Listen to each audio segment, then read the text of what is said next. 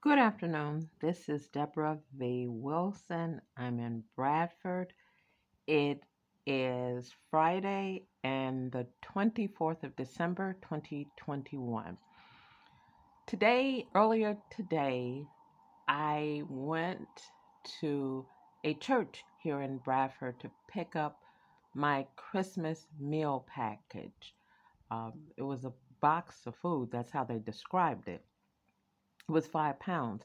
I'm Jewish and I do not celebrate Christmas, but I wanted to support the efforts of the church. So I made arrangements to pick up the package a little earlier because they do a free meal service, and I didn't want to attend that. Well, I got there and I had to wait for 5 minutes, and then one of the volunteers came out with 3 bags and she said, Deborah, here's your meal, your Christmas meal package. Something like that, she said. I honestly don't know what she said because I said, no, you've got the wrong person.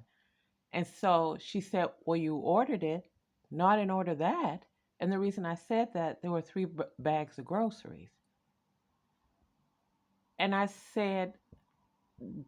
told her I ordered a Christmas meal for one, the vegetarian option, and she said, "Oh, that's this. There are also groceries included." And I started thinking again about the charitable nature that exists in Bradford. Of course, it's not the only place in the world it exists, but specifically how it manifests itself in Bradford. I apologized to her. Well, she was too busy laughing when she realized the mistake. I wasn't complaining. I thought she was giving me someone else's order. No, it was mine. So for 5 pounds, 5 UK pounds, I got 3 bags of groceries. Actually, I have so much food that I'm going to donate it to another church, the efforts of another church here in the city.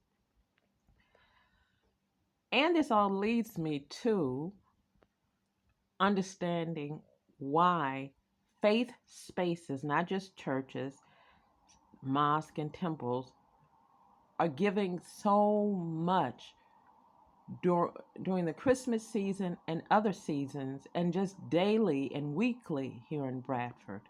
And my thought is because units of people, whether they are family, communities, cities, or nations, as a whole seek to reduce or eliminate vulnerable people, however that's defined. And by eliminate, I mean provide them with care and needs and fulfill their needs and provide them with sustenance, because it's innate in us, for most of us are wired properly, not to want to see another suffering.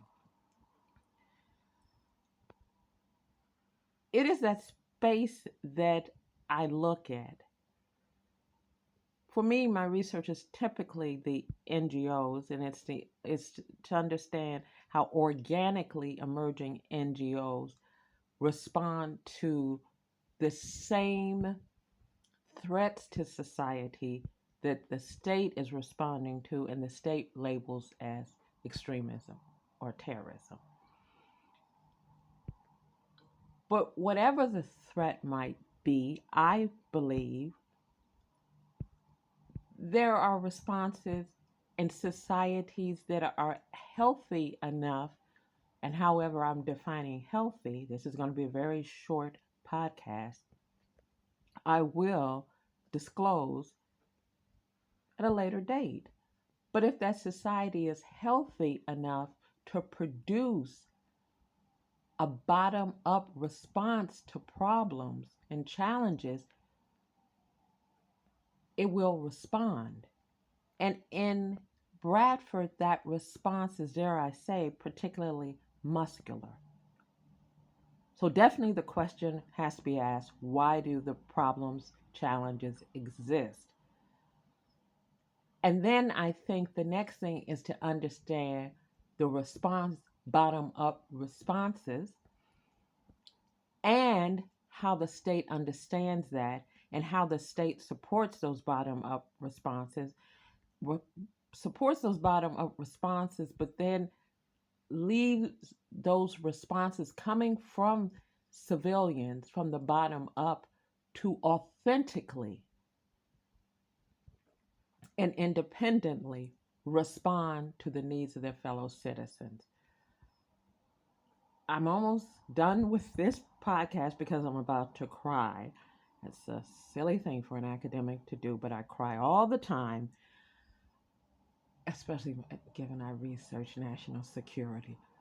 But that is my passion, to understand the perspective of the bottom up, authentically emerging bottom up, and the state, and how they each understand the same challenges. And then, with the might of the state, how does the state help the bottom up response? And should the state help the bottom up response? This is Debra V. Wilson. I'm in Bradford. And to those celebrating, have a very merry and blessed Christmas and Shabbat Shalom. Thank you very much.